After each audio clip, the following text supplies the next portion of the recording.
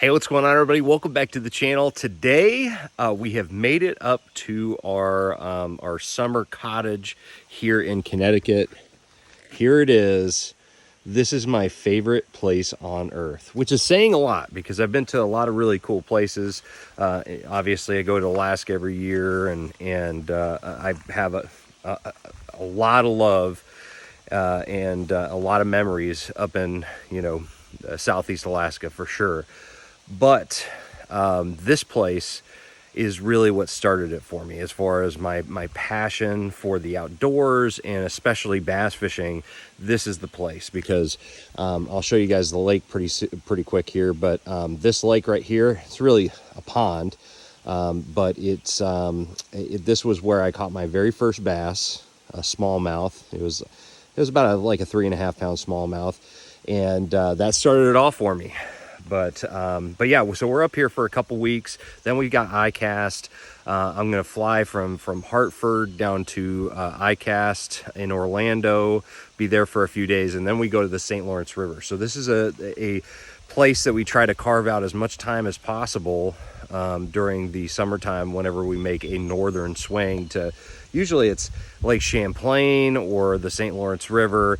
Of course, if Cayuga or any of those fisheries around the New York area, are on the schedule, this is a place that we'll go to.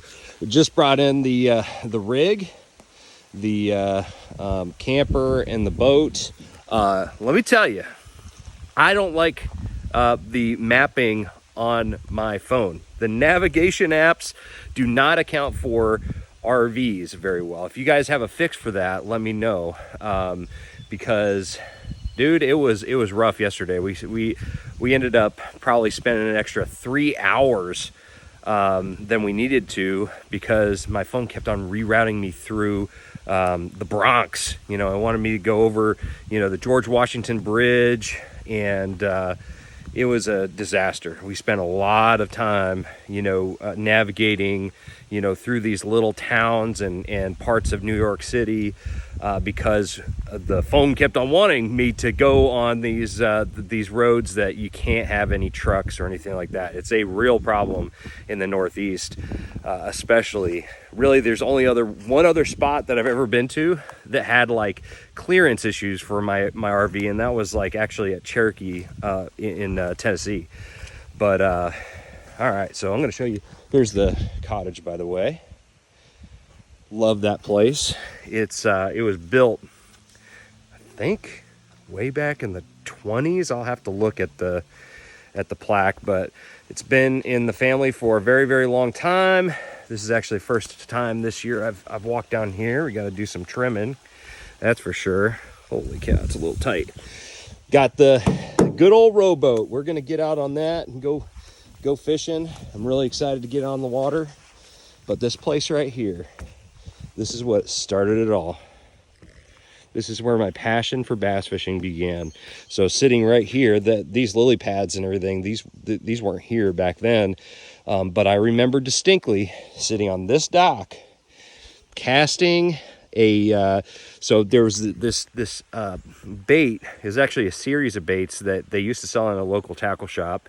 And it was essentially like it was like a bathtub toy.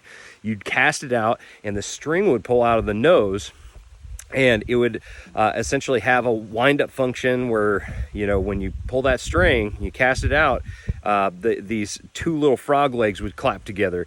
And so I casted that sucker out there, and all the ripples kind of disappeared other than the ones that were being created by the legs, and had my very first smallmouth hit that on top. So that was the very first bass I ever remember catching. It's possible that I caught another one other than that, but that was the one that did it.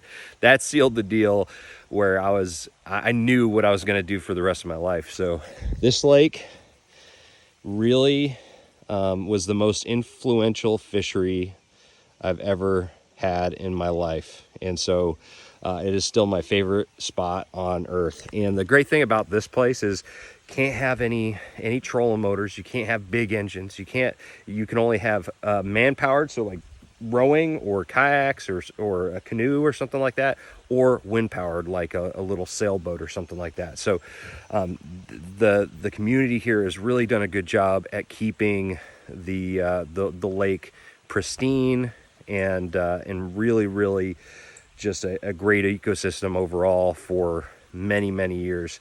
So yeah, this is it, man.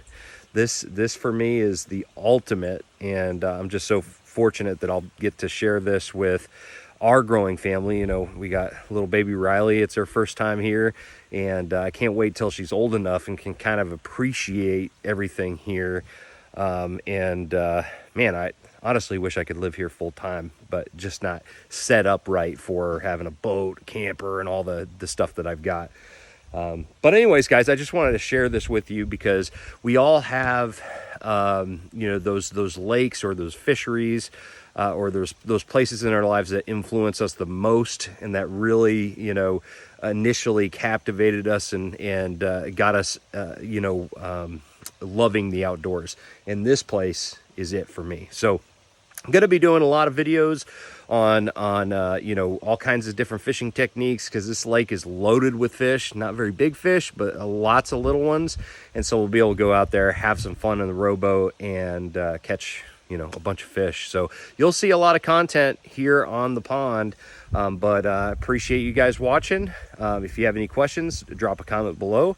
Otherwise, make sure you trust the process, and I'm going to see you guys out on the water. Take care.